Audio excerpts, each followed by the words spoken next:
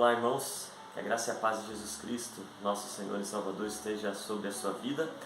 Você está no canal da IPI do Rio Acima e nós estamos começando mais um vídeo, mais um estudo da série Eclesiastes, Sabedoria para a Vida.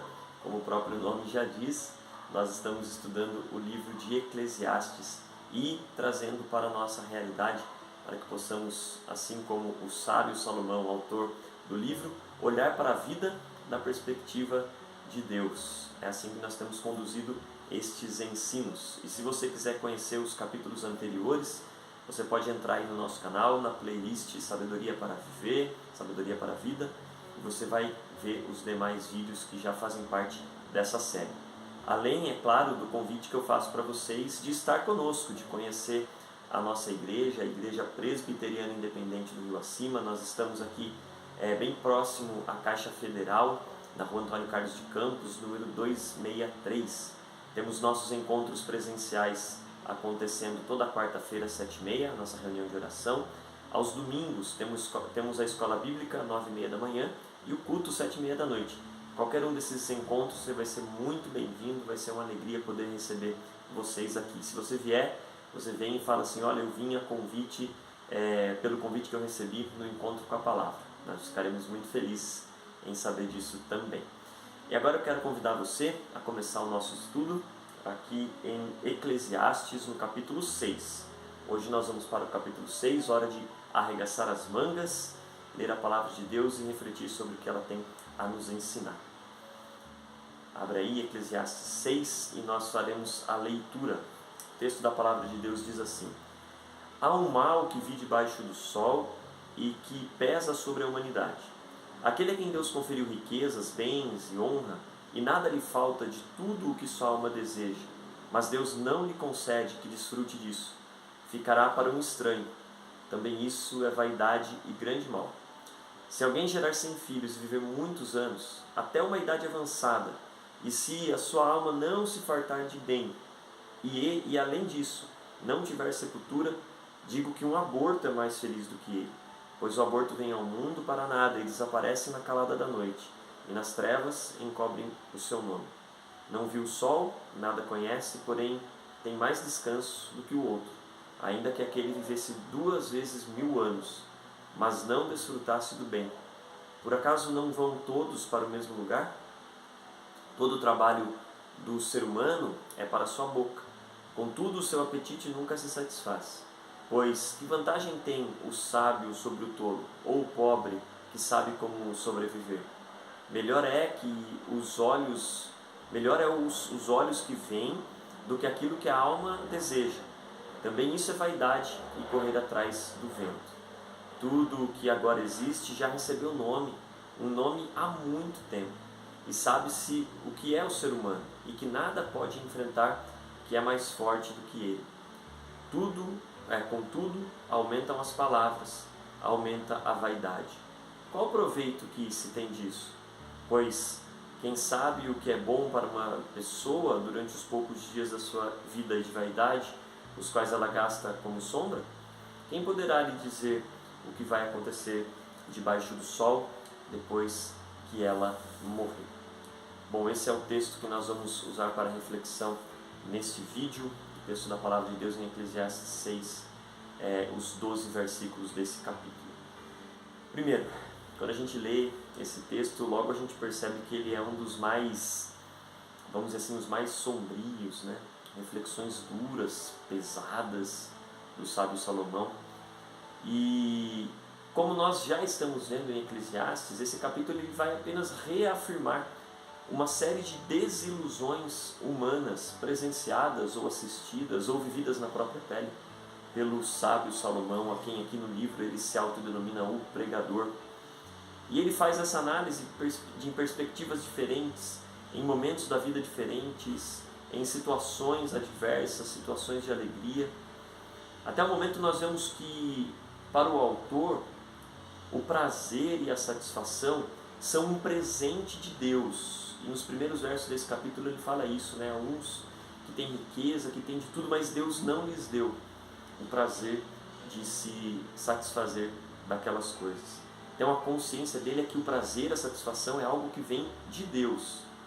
Mas a forma, a maneira como o ser humano busca o prazer nas coisas, nas situações, nas pessoas, é vazio. Ele usa duas expressões muito comumente em Eclesiastes. É correr atrás do vento, é vaidade. E só produz decepção. Por isso o título desse vídeo, desse estudo é As Decepções da Vida. Aquilo que nós encontramos no capítulo 6. E a primeira decepção a qual Salomão vai se debruçar é a decepção da riqueza, do acúmulo, sem a satisfação. São os 6 primeiros versos desse capítulo. Deus concede riqueza, Deus concede bens, honra, mas não necessariamente concede o prazer naquelas coisas, a satisfação nessas coisas. Como a gente comentou, e você vai ver isso também nos outros vídeos, em Eclesiastes, para Salomão está muito claro que o prazer, a satisfação, a alegria vem de Deus. Então, dentro dessa lógica de Salomão, buscar o prazer, buscar a satisfação em outra coisa que não seja o próprio Deus, também configura um tipo de idolatria. Por isso, buscar e esperar que o prazer e tudo aquilo que pode satisfazer a nossa alma, o nosso coração, está em coisas, está em pessoas, está em situações, também logo se mostrará um falso Deus e fatalmente vai se mostrar uma grande desilusão quando buscamos nas coisas aquilo que só podemos encontrar em Deus. Agora do versículo 3 ao 6, Salomão ele faz uma comparação extremamente forte, bem radical inclusive.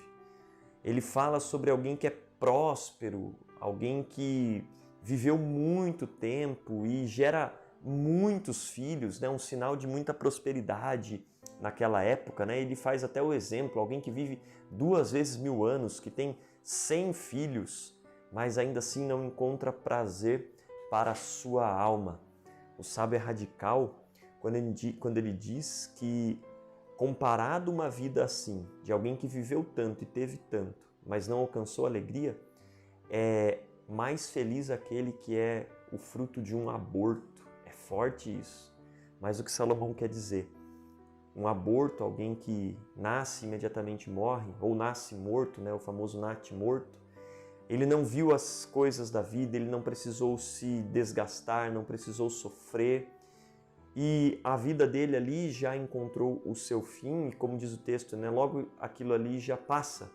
Mas alguém que vive muito tempo buscando satisfação em coisas, em situações, aquela pessoa será completamente infeliz. E essa comparação radical feita por Salomão, é claro que ele não está incentivando nenhum tipo de prática, mas o que ele está querendo dizer é que nós precisamos olhar para a nossa vida e comparar se nós estamos realmente vivendo a alegria, o prazer que Deus nos proporciona, ou estamos desperdiçando a vida preciosa que Deus nos deu.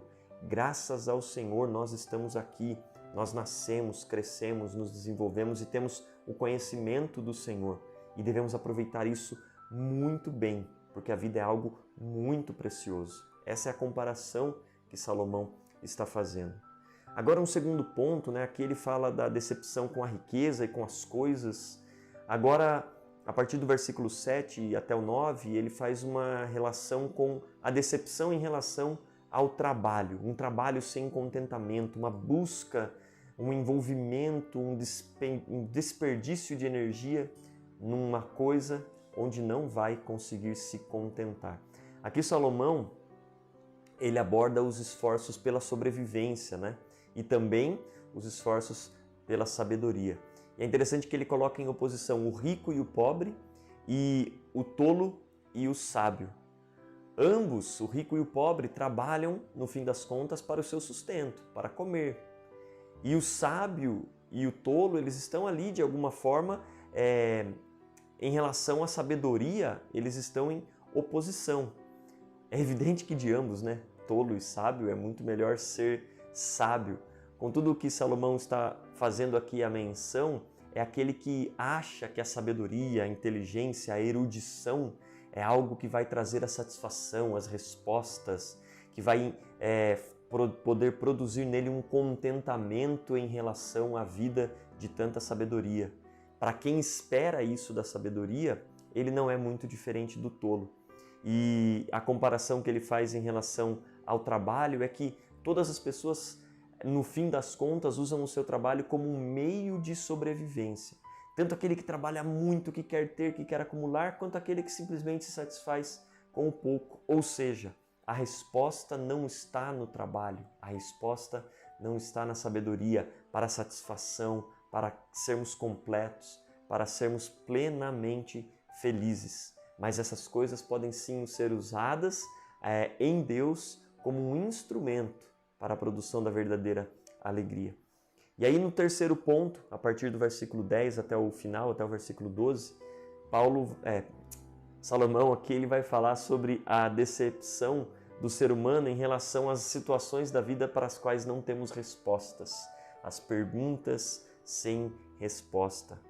Ricos ou pobres, aqueles que trabalham incessantemente ou aqueles que são ociosos, aqueles que são extremamente sábios ou aqueles que são tolos, todos estão diante da verdade de que nós não temos todas as respostas para as situações da vida ao nosso alcance. E é muito interessante perceber a sinceridade de Salomão, porque o próprio propósito do livro de Eclesiastes é fazer essa investigação sobre o sentido da vida na perspectiva humana, na experiência, na vasta experiência e sabedoria de Salomão. Aqui no capítulo 6 ele é muito sincero ao admitir que o ser humano é incapaz de oferecer respostas para todas as questões da vida diante de Deus. O ser humano é incapaz de conhecer os princípios, os propósitos para os quais Deus já determinou. E quando Salomão escreve no capítulo anterior, ou nos capítulos anteriores, que não existe nada de novo debaixo do céu, essa expressão se completa aqui. Ele diz que todas as coisas já foram nomeadas, Deus já escreveu todas as coisas e Ele as conhece, Ele as determina. Mesmo que para nós seja impossível compreendê-las, dar respostas a todas as razões da vida, mesmo assim, todas as coisas estão aí acontecendo independente da nossa sabedoria, do nosso trabalho e dos nossos esforços. Para concluir esse breve estudo do capítulo 6, eu gostaria de ler do livro que nós estamos usando, Comentários Expositivos de Eclesiastes, do reverendo Hernandes Dias Lopes. Eu gostaria de ler os dois últimos capítulos, os dois últimos parágrafos. Eu peço que você preste bastante atenção. Diz assim: a despeito de compreender que a vida é curta e passageira, como uma nuvem que se dissipa, deseja saber como viver uma vida boa aqui e o que acontecerá depois da morte. À semelhança de Salomão, no plano horizontal, debaixo do sol, temos também muitas perguntas irrespondíveis, ou mais perguntas do que respostas. Algumas perguntas feitas ao longo desse livro de Eclesiastes terão respostas nessa mesma obra. Outras, porém, só serão respondidas à luz do Evangelho da Graça, em Jesus Cristo. Salomão pergunta: quem sabe o que é bom para o homem durante os poucos dias da sua vida de vaidade, os quais gasta como uma sombra? Deus sabe. Quem pode declarar ao homem o que será dele debaixo do sol? Deus pode.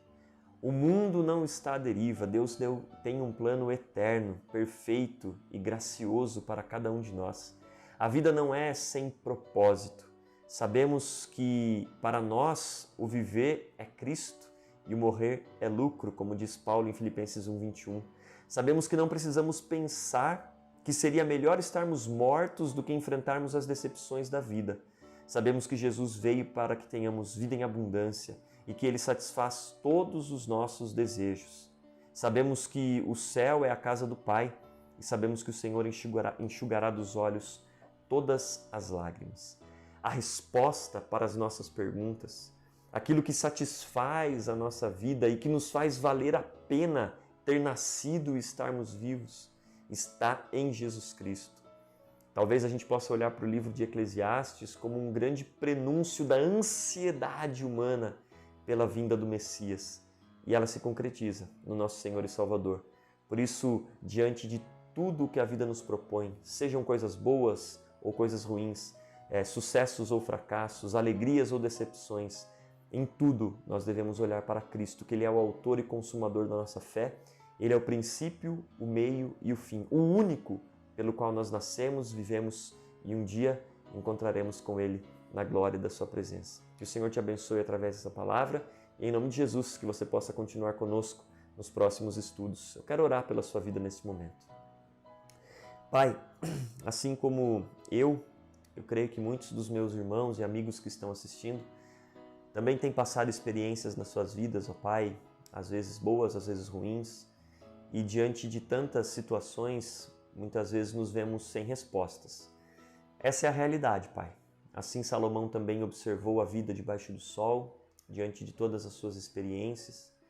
E a conclusão que nós chegamos, ó Pai, é essa. Somos frágeis, somos pequenos, imperfeitos, mas o Senhor é grande, o Senhor é constante, o Senhor é permanente, o Senhor é santo, eterno. O Senhor determina todas as coisas e tem resposta para todas as perguntas, mesmo quando o meu coração não as conhece.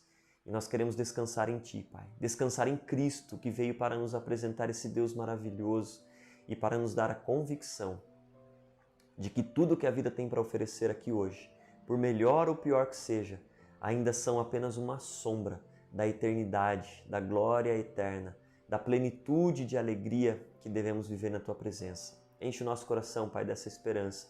Nos anima nessa vida e que nós não percamos os olhos do Senhor. É a minha oração em nome de Jesus. Amém. Muito obrigado, que Deus te abençoe e até a próxima, se Deus quiser.